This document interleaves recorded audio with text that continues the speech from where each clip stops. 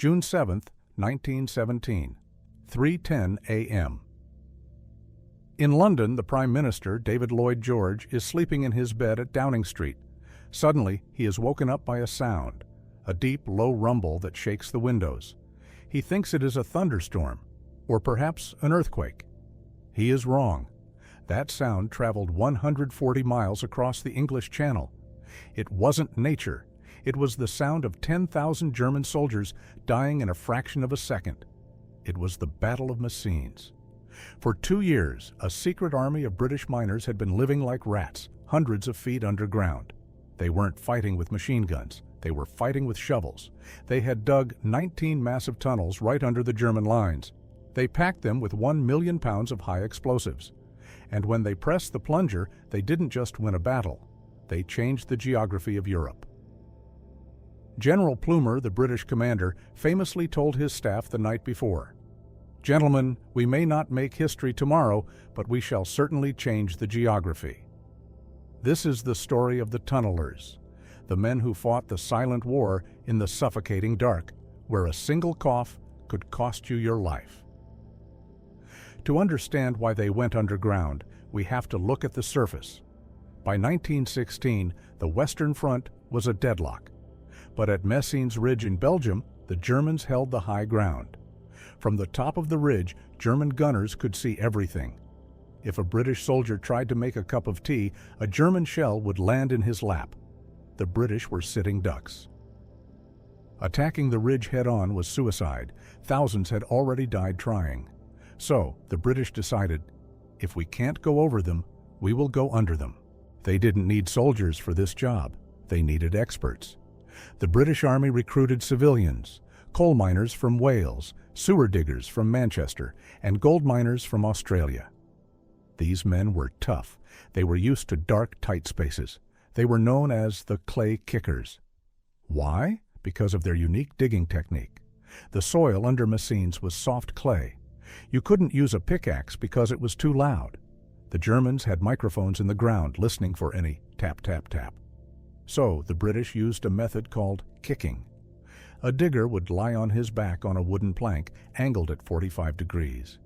He would use his legs to push a spade silently into the soft clay above him.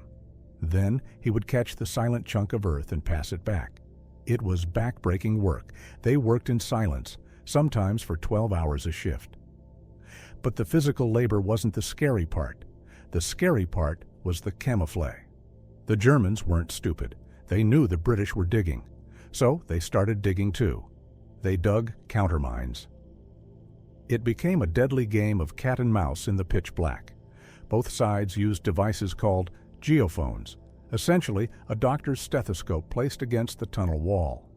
A trained listener could hear a shovel scraping from 100 feet away.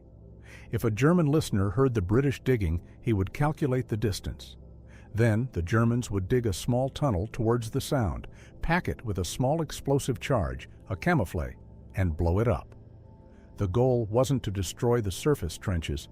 The goal was to collapse the enemy tunnel and bury the British miners alive.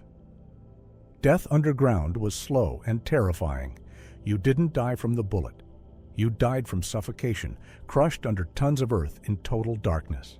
Sometimes the listening devices failed. There are recorded stories of British miners breaking through a wall of clay only to find themselves face to face with a German miner holding a lantern. Panic. Down there, you couldn't shoot a gun. The explosion would rupture your eardrums or collapse the tunnel. So they fought with knives, pickaxes, and strangulation. Violent, silent brawls in a tunnel no wider than a coffin. But despite the German countermines, the British kept going. They went deeper than anyone expected, up to 100 feet deep, to avoid the German listeners. By the summer of 1917, the work was done. They had dug 21 massive chambers under the German strongholds on the ridge. Into these chambers, they loaded aminal, a terrifying explosive mixture. In just one chamber, they packed 91,000 pounds of explosives. They sealed the tunnels with sandbags and concrete to force the explosion upwards, not backwards. And then they waited. For weeks, the soldiers in the trenches above walked on top of a volcano, unaware that beneath their boots a fuse was waiting to be lit. The Germans suspected something was wrong, but they couldn't find the deep tunnels. They thought the British had given up mining. They were fatally wrong. The night of June 6, 1917.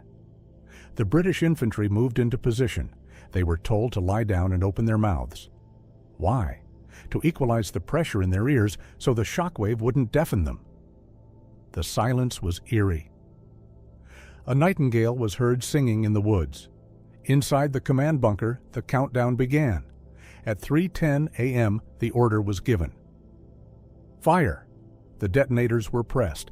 For a split second, the ground rippled like water. Then the world ended. 19 massive mines exploded simultaneously. The blast was so powerful, it registered on seismographs in Switzerland. Pillars of fire and earth shot 4,000 feet into the sky. The entire Messines Ridge, a solid geological feature, simply disintegrated. Concrete bunkers were tossed into the air like toys. Entire German companies vanished instantly. The shockwave knocked people over in nearby towns. In London, the Prime Minister woke up. In Dublin, Ireland, people felt the ground tremble. 10,000 German soldiers were killed instantly. Most of them never knew what happened. They were simply there 1 second and vaporized the next. The British infantry rose from their trenches. They expected heavy machine gun fire. They expected a fight. Instead, they found a moonscape. The German defenders who survived the blast were wandering around in a daze, unable to speak, bleeding from their ears, completely traumatized by the concussion. The British took the ridge in hours with minimal casualties. It was the most successful military operation of the war. The Battle of Messines was a tactical masterpiece, but it left a dark legacy. I mentioned earlier that the British planted 21 mines, but on that morning only 19 exploded. 2 of the mines failed to detonate. The wires had broken. The British Army simply abandoned them and moved on. They left 50,000 pounds of high explosives buried under the Belgian mud. People forgot about them. Farmers plowed the fields over them. In 1955, during a thunderstorm, lightning struck a pylon directly above one of the abandoned mines.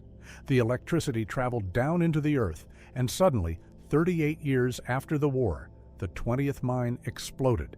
It created a crater 40 meters wide. Luckily, only a cow was killed. But that leaves one. Somewhere beneath the quiet fields of Messines, there is still one massive mine, the Birdcage 3 mine. It is still there today, packed with 26,000 pounds of unstable explosives, waiting for a trigger. A silent ghost of 1917, sleeping beneath the feet of the people living there today. Today, if you visit Messines, you can see the Pool of Peace. It is a massive lake. It's not natural. It is the water-filled crater of the largest mine, the Spanbroek-Molen mine. It is beautiful and serene now, but it serves as a reminder of the day when men turned the earth itself into a weapon. This has been Trench Tales.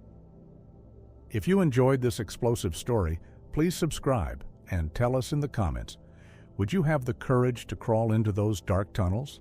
See you in the trenches.